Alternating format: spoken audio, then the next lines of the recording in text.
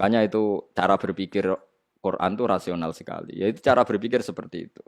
Objek itu jangan jadikan ukuran. Makanya kalau kita nyebut Allah misalnya wahwal khallaq, Allah itu ya alim, ya qadir, ya khallaq, ya wahab, zat yang menciptakan hidup, zat yang menciptakan mati. Ya sudah seperti itu. Mulane sebenarnya ape mati yo eling-eling. Gusti zaman kula ora urip ya ora roh carane, sakniki kula mati ya ora roh carane. Mengke wayahe tangi malih ya ora roh carane. Cuma kula ngertos annaka ala kulli syai'in qadir. Kula tahu bahwa engkau ala kulli syai'in qadir. Ya sudah begitu terus mati. Nah iso ninggal warisan nek ora ya mati wae aja penting ora iso saya mati ya mati ae ora usah pamit. Sing penting kowe di keyakinan Gusti kula zaman urip ya ora roh carane. Sakniki zaman mati nggih mboten roh carane. Padha-padha wong kula namung objek, namung makhluk. Mumpun terserah jenengan. Aja kaya wong kafir berhubung ora roh carane debu jadi manusia lagi kemudian nganggep itu mustahil. Itu kan aneh. Lha iku jenenge walam tuhitu biha ilman.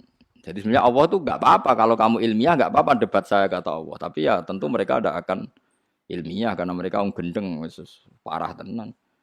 Nah, sampai sekarang kita pun seperti itu. Kita ini biasa berpikir sesuai objek. Taruh saja misalnya kowe seneng duit atau seneng cawe itu ayu. Saya tidak bisa hidup Gus tanpa anak itu. Wong objek kok jadi ukuran. Zaman kowe orang seneng cah iku ya wis urip. Kowe seneng cah iku aja gede. Nyatane ya urip. Tapi saya tidak bisa hidup tenang nak orang untuk cintani dia. Lho objek kok jadi ukuran. Objek itu tidak bisa jadi ukuran. Subjeknya kan kamu. Terserah kamu pakai ukuran apa. Karena ukuran itu kamu ciptakan, akhirnya kamu ya seperti itu. Coba kamu ciptakan.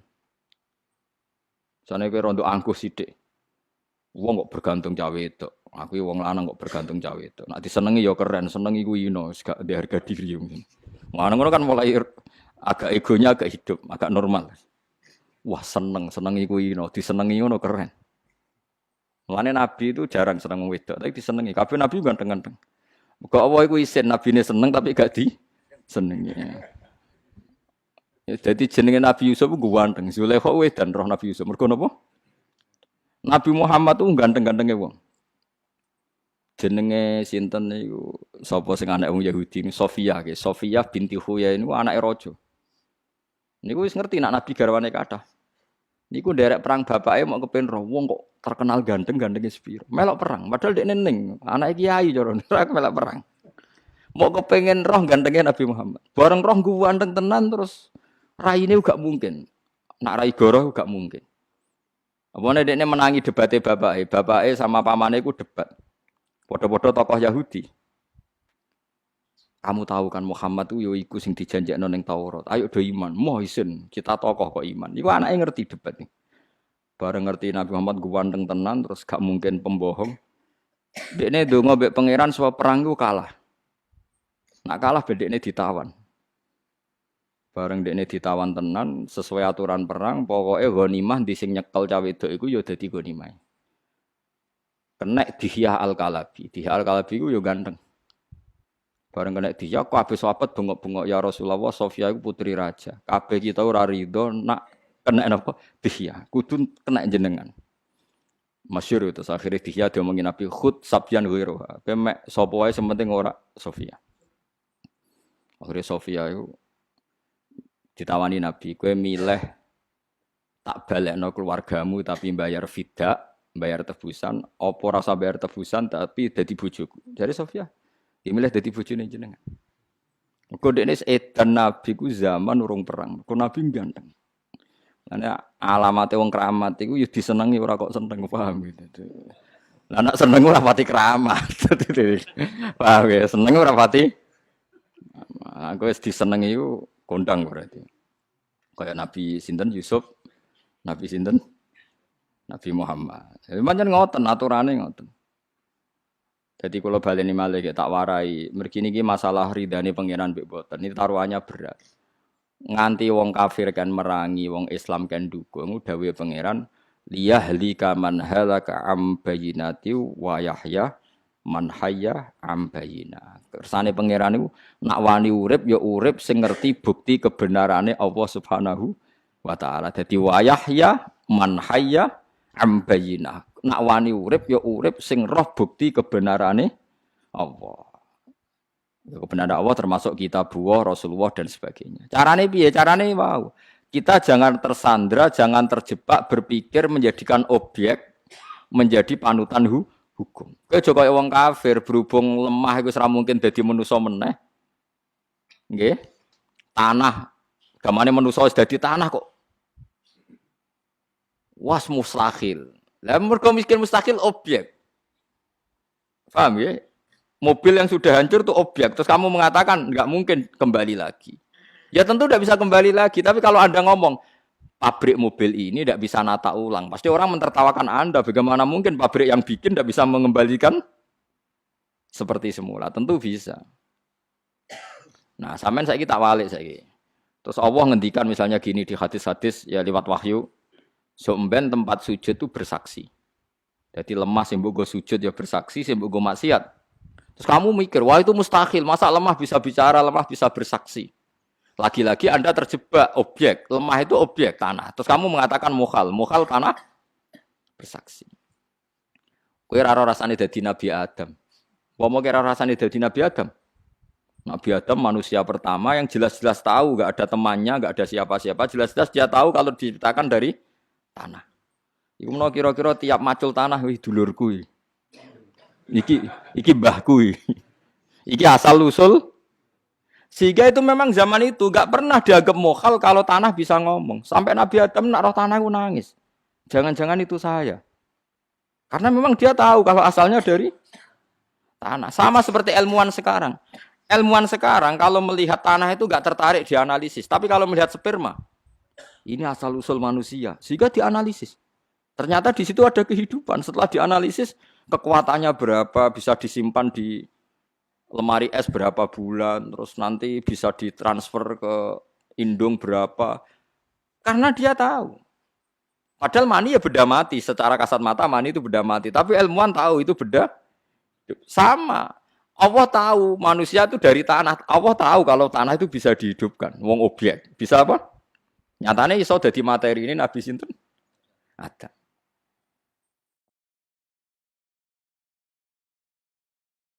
Paham sih kalau maksud. Kalau kamu hanya berpikir tanah, tentu kamu berpikir ini mustahil bisa hidup, bisa ngomong. Tapi kalau kamu berpikir yang bikin tanah, makanya ketika Nabi ditanya itu, nak jawab ya gampang aja. Nanti kamu itu yang fasek-fasek, yuhsyaruna khufatan auratan, yamsuna ala wujuhim. Orang yang kafir-kafir itu nanti berjalan pakai wajah. Sahabat tanya, masa Nabi jalan pakai wajah? Jawabnya Nabi sederhana. Zat yang kuasa menjalankan pakai kaki, tentu kuasa menjalankan pakai wajah. Langsung Nabi pakai pikiran subjek. Pelaku yang bisa menciptakan manusia sekarang jalan dengan kaki, pelaku yang sama, atau aktor yang sama, atau pencipta yang sama, pasti bisa menjalankan dengan wajah. Jadi intinya kalau berpikir subjek, semuanya menjadi semuanya menjadi apa? Mungkin. Nah, orang kafir atau orang-orang fasik itu berpikir objek. Ya berat nak berpikir objek itu berat. Jadi goblok tenan. Nggih, napa dadi napa? Dadi goblok tenan. Jadi penting ya. Nah, dalam pertanyaan orang kafir ya jawabnya ya sama. Kita harus cari subjek, cari subjek tadi. Misalnya orang kafir tadi, Muhammad kalau bukti Anda benar, saya minta kusoy atau baba Anda hidup. Nanti saya tanya kamu itu benar apa enggak. Sekarang subjek penanya siapa? Orang kafir. Yang bikin tolok ukuran kebenaran dengan membangkitkan orang mati siapa? Orang kafir. Dia subjek kok mengorbankan orang lain. Kalau dia yang bikin tolok ukur harusnya dia yang membuktikan malah Nabi Muhammad sing dikongkon. Itu fair apa ndak? Ndak lah itu. Ojo kok kowe malah koyo wong munafik.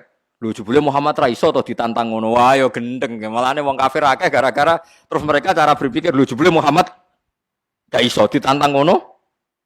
Ra iso. Ya repot wong sing nantang mereka bareng Nabi ra iso korbane. Yo lah akhirnya jadi kafir. Sing munafik ya jadi tetap munafik. Waktu gale kula misalnya terkenal ki keramat terus rohen sowan. Gus nak jenengan keramat tenan. Niki lho jagung jenengan dongakno dadi emas. Nak ora tak percaya ke keramat. Wong sing kepengin kuwe kok korbane aku. Bareng aku ra iso tenan mulai wah jebule Gus wae wong biasa. Dadekno emas iki ra iso. Lho yang ngukur kan dia. Yang ngukur dia, yang ingin dia kok aktore kon wong li. Mulane kiai ku jogeman terkenal dongane mandi, ora apik. Mari kok masyarakat tuh gawe ukuran dhewe. Mulane kula niku jarang donga. Umumnya donga pilkada loro. Salami templek 200.000 wae bareng ra dadi jebule dongane ra mandi. Ayo salam templek 200.000 jalukno dadi napa? Bupati. Bareng gak dadi jare dongane kiai ini. Ra mandi. Dal ra dadine mergo medhit iki. Gelem tuku larang ya tetep dadi zaman akhir. Enggak, per kepala kayak 200.000 mesti napa? Dadi. Ya ngarepe wong kiai ini 200.000, malah masyarakat ra dikeki kon dadi. Jadi kita sekarang tuh seperti itu. Jadi sampai banyak orang kafir, orang munafik itu mergo dawe pangeran walakinna aksarohum iku ya jalun kadang diredaksekno la yaqilun. Memang enggak punya akal. Kenapa enggak punya akal? Karena objek menjadi tolok ukur. Akhirnya tolok ukur ternyata subjek bukan apa? Objek. Eling-eling. Eling-eling tenan oke. Dadi mulane wong kafir dikritik Allah walam tukhitu biha ilman. Iku atu gale ngeten. Nabi Ibrahim ditakoki mbek sinten Namrud. Pangeranmu ku sapa? Nabi Ibrahim ya jawab, pangeranku yuhyi wa yumit. Qala rabbiyal ladzi yuhyi wa yumit. Pangeran iku sing nguripno sing mateno. Terus jare Namrud, nak ngono wae aku iso. Nggih nak ngono wae aku iso. Terus dene ana wong dibara urip, ana sing dipateni. Jare dene nguripno mateno. Nah seperti itu tuh enggak bener. Karena terjadi tidak sambung. Wong Nabi Ibrahim cerita pangeran kok dia cerita awake dhewe. Jadi orang kafir itu enggak sambung. Mulane tiyang alim sing belajar Quran ngertos betapa rasionalnya Quran. Quran itu tidak mau bahas sesuatu yang tidak terkait. Dia bahas sesuatu yang tidak terkait. Itu tadi. Kalau orang kafir nuntut Nabi Muhammad orang mati dihidupkan lagi. Kemudian itu dipakai tolok ukur kebenaran Nabi Muhammad. Harusnya mereka yang membangunkan karena mereka yang punya teori itu yang menginginkan itu. Jangan Nabi Muhammad yang dituntut napa membangkang. Lan nek nek dadi canom penti sepeda motor, aja wong tuamu sing mbok kongkon, sampeyan kowe kok wong tuamu sing mbok kongkon. Lan dunya zaman akhir kacau. Angger kepengin wong liya sing di gak sejahtera. Indonesia ekonomi naik sekian ngene. Jare sapa aku ya ora sugih. Wah yo kacau. Wae ukurane ngono. Menteri hebat, presiden hebat nak kasil nyugihno ndekne. Presiden nganti kenal kowe bukti presiden nganggur. Wong ning desa nganti kenal kok. Amen blusukan terus tapi nganti angger wong dikenali oleh kerja kapan amen. Jadi ini penting nggih. Makanya kula seneng nggih kali ayat Islam walam tuhi tu biha ilman apa walam tuhi itu biha apa ilman. Jadi orang kafir itu orang yang tidak tahu tentang ilmu sehingga mereka menjadi kafir. Dieling-eling nggih, pokoke aja sampai objek iku dadi tolok ukur. Pun ngoten mawon. Sehingga ketika kita hidup sekarang kemudian kita nanti hancur jadi lemah, ya sudah. Allah yang menciptakan kita mampu menjadi kita wujud. Saat kita sudah mati pasti mampu menjadikan kita bangkit lagi. Yes, kita tidak tahu caranya kayak apa. Yang penting kita tidak terjebak karena melihat objek yang kasat mata itu hancur terus kamu mengatakan mustahil. Itu saja itu yang paling pokok. Jogeman dia tolak ukur itu berdasar apa? Objek. Ya, berdasar subjek. Kalau subjeknya mampu ya akan mampu.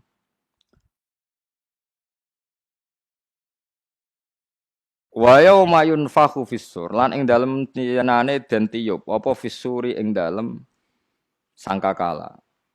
Ail korni tegese yang kiai kuno manane iku sungu jare. Saniki ya trompet. Kiai kuno iku nak nganggo trompet nganggo sungu. Akhire maknane korni niku sungu. Lagi saiki wis roh dremben, roh trompet, maknane korni iku napa? Trompet. Mulane jare kiai-kiai modern niku kecewa ambek kiai-kiai kuno. Niku Mbah Mun niku nak sering cerita. Swarga mbek neraka dibayangno kiai desa iku repot. Mergo jare bareng Nabi Muhammad tok niku sapa iku Muhammad. Kowe mbek sapa Bril mbek Muhammad. Terus dibuka jare kriyet perkarane wong kiai desa iku omahe nak dibuka napa? Kriyet. Nganti bayangno Isra Mi'raj Nabi ku jare pintu langit ya apa? Kriyet. Wah, ya nyoros gak keren blas. Ya padha waktu gale kiai kuno bayangno kunci swarga. Kowe nek dikai kunci terus digantungno ngene. Kowe iku iso mlebu swarga jare cah modern. Mboten remote ta bar njeng. Mosok swarga sing jare modern sak grejete ati iku kebuka jebule jek nggawa kunci klotak-klotak. Iku ning hotel ngono wis kuno apa meneh? Ning napa? Swarga. Jangan-jangan kuncine mau nganggo sandi utawa nganggo retina mata terus apa? Kebuka, nganggo cukup identifikasi. Mosok kunci swarga kok klotak-klotak. Nah, mungkin era cucu kita ya protes dengan gambaran kita dianggap terlalu napa? Terlalu napa? Kuno. Mulane rasa gambarno. Ya rasa napa? Gambarno. Kan gambarno iku waco. Perkara tiap zaman iku mesti benten-benten. Mulane jare Ibnu Khaldun nak ngenyek ulama sedurunge. Ibnu Khaldun sing terkenal, ulama terkenal. Jare wong kuno iku ana kiai kuno nak bayangno wong dhisik iku dhuwur-dhuwur. Saking dhuwure iku nak nyemplung segara, iku terus jupuk iwak. Gak ngarah kerem. Dadi segara paling jero iku mok sak wentise, sak napa? Wentis apa sak nih lho. Kentol. Terus jupuk iwak, grek bareng dijupuk dipanasno ning apa? Srengenge. Bariku mara darah dipangan. Dadi ya Allah. Dadi ono wong gambar dadi Mustofa iku cara wong kuno nak lesu mara segara, mok sak wentis jupuk iwak terus dikenekno mateng ning srengenge. Bariku terus dipangan. Jadi Ibnu Khaldun lha goblok kok nganti ngono jare Ibnu Khaldun. Ku bayangno jare wong kuno iku dhuwur-dhuwur. Nah sing beling bangno terus salat kelamine sepiro malah karo dinti. Malah sudah dinti. Mulane Ibnu Khaldun menyoal, pangeran iku duwe sunah iku ya tertib, meskipun wong dhisik dhuwur ya ora sakmono. Terus dekne buktekno, saya ini pernah datang ke Palestina, saya pernah datang ke Babylon dan saya tahu pintu-pintu raja zaman itu. Ternyata pintunya itu ya tidak setinggi itu. Artinya dekne tahu jajal gayoh pintu pol dhuwure iku ya gitu. Umpama wong dhisik sakmono iku omahe ra iso pintune. Lah nggih, nah dhuwure sakmono terus oleh gawe omah iku piye? Nyatane omahe ana pintune. Lah ora mungkin iso dikenekno tok srengenge langsung. Mulane Ibnu Khaldun itu punya kritik sama karangannya kitab-kitab dulu itu. Kitab itu syaratnya harus dua. Satu itu ada riwayatnya, dua itu mungkin secara nyata. Yang nomor dua dia mensyaratkan mungkin secara nyata. Mahual wake. Secara teori itu mungkin. Mulane kula niku bapak niku senengane ngenyekan bapak kula. Mulane kita dadi wali nak bodoni iku sing masuk akal. Aja wali bento bodoni gak masuk akal. Wali bento jare bapak. Asline ya ora wali ya bento bloko iku jare bapak. Misale ning Jawa Timur mbok ning ndi ana wong terkenal wali. Bareng jam 12 wae Jumatan ditakoki, "Mbah kok ora Jumatan?" Dene jawabe, "Ora, cung aku Jumatan ning Mekah." Lho penggembare ya yakin adekne Jumatan ning Mekah. Padahal jam 12 ning kene ning Mekah jam 8. Sudah sujek ngopi. Paham ya? Sini dengan Mekah kan terpaut 4 jam. Nah, dekne jam 12 dijak Jumatan gak gelem jare muni bar Jumatan ning Mekah. Saiki jam 12 ning kene ning Mekah jam piro? Jam 8 kan? Iku sudah 200. Jek ngopi-ngopi ning dalem. Lah iya niku jare bapak wali geblek. Mak bodoh niku sing masuk akal. Misale ora cong kok aku Jumatan ning Mekah muni kok kan rada masuk akal mergo engko nek muni wis kan ya mustahil loh jam 12 di sini di Mekah masih. Memene saiki live ning TV ketok. Kira ndelok salat zuhur ning Mekah ning kene jam 4. Jam 4 asar delok ning TV parabola. Rak lagi salat apa? Zuhur. Engko ning kene jam 09.00 didelok lagi salat asar. Akhir mereka asar. Lah iku contoh kemalan jare Ibnu Khaldun masih kultus keramat itu ya delok-delok siji ana riwayate nomor loro lagi masuk. Ya masuk era masuk akal mungkin terbangin ning Mekah jek masuk akal tapi waktu kan gak iso diputer. Iso ning Mekah jam 12 ning kene ning Mekah ya jam 12 ndak mungkin. Tetep ngene kene jam 12 ning Mekah jam 8. Mulane nek bodoni ngene mos anak sampean dadi wali tak wari. Mbah ora Jumatan. Engko aja ngau Jumatan ning Mekah. Mending kok rada akal kan. Tapi nek wis gak masuk akal. Jadi bodonilah ya butuh ilmu. Nah, kalau saya ngeritik itu memang penting itu karena tadi kita ini kesuwen dua kisah-kisah Israiliyat. Makanya dalam ilmu hadis dikritik betul hadis-hadis yang rawinya masalah siji krono goblok. Meskipun dia khusyuk, angger goblok enggak diterima karena enggak masuk akal. Enggak masuk akalnya karena tadi kadang sesuatunya itu mujma' alaih kayak kita dengan Mekah kan memang terpaut apa? 4 jam. Enggak mungkin jam siji ning Indonesia muni wis bar Jumatan sampai kok Mekah. Bar Jumatan piye Mekah dhuwure durung kok awe. Mungkin Mekah jam 8 kok muni bar itu kan enggak masuk akal.